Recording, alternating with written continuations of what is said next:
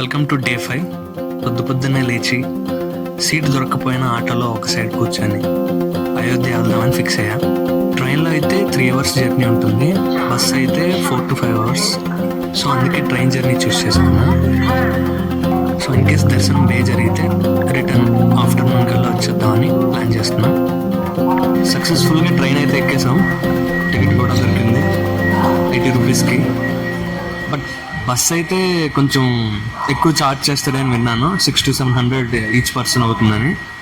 So better option train అనిపించింది. So ఎర్లీగా try చేసి ఆటోలో ప్లేస్ లేకపోయినా కష్టపడి కూర్చొని ఇక్కడ దాకా కింద మీద పడి వచ్చాను. చూడాలి ఇప్పుడు ఈ ట్రైన్ జర్నీ ఎలా ఉంటుందో, ఎన్ని గంటలు అని.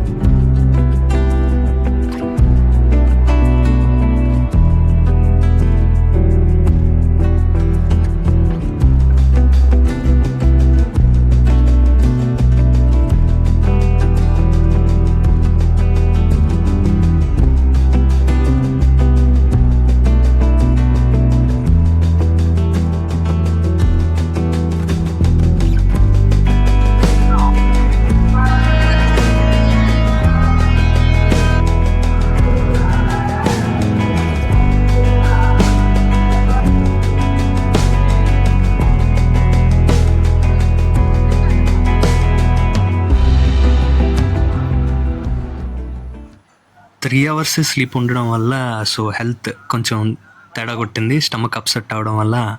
సో ఈరోజు ఫుడ్ ఏం తీసుకోవట్లేదు, ఓన్లీ లిక్విడ్ స్టేట్లో లస్సీ తాగి మేనేజ్ చేద్దామని ఫిక్స్ అయ్యా. వారణాసి రైల్వే స్టేషన్ కంటే అయోధ్య రైల్వే స్టేషన్ చాలా బాగుంది అండ్ సర్వీసెస్ కూడా చాలా బాగున్నాయి. వారణాసిలోనే కొంచెం టెంపరేచర్ ఎక్కువ ఉందని ఫీల్ అయ్యా, బట్ అక్కడికంటే ఇక్కడ చాలా ఘోరంగా ఉంది.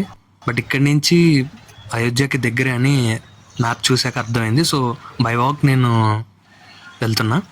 సో ఇన్ కేస్ దారిలో వెళ్ళకపోతే ఏదైనా వెహికల్ ఎక్కుదామని చూస్తున్నా.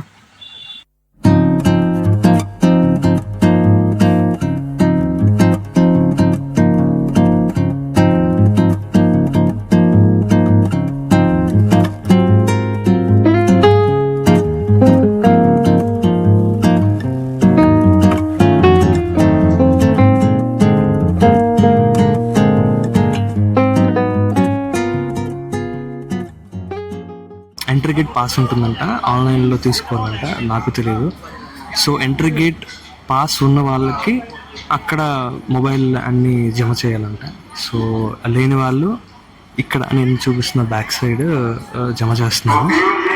సో ఏదైనా మన మంచిగా ఇక్కడ దాకా వీడియో తీయడం ఛాన్స్ దొరికింది. ఇప్పుడే రాముల వారి దర్శనం అయ్యింది. సో అక్కడ కాశీలో విశ్వనాథ్ టెంపుల్ మీద ఈ టెంపుల్ చాలా బెటర్, అన్నీ ఒకే దగ్గర ఒకే లాకర్ పెట్టారు. వాళ్ళు ఏం అప్డేట్ చేస్తున్నారో మరి నాకు తెలియదు. ఫోన్ ఒక దగ్గర, బ్యాగ్ ఒక దగ్గర. సో అక్కడ బయట కూడా స్కాన్ ఎక్కువ జరుగుతుంది.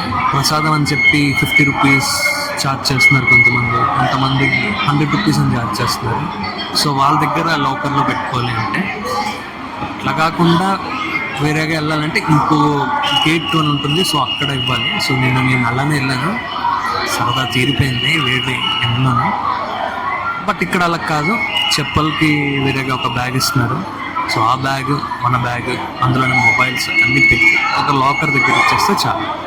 రిటర్న్ వచ్చినప్పుడు ఆ లాకర్ దగ్గర తీసుకుంటే పని అయిపోయింది, వీళ్ళ క్రితం దుకాన్ పని.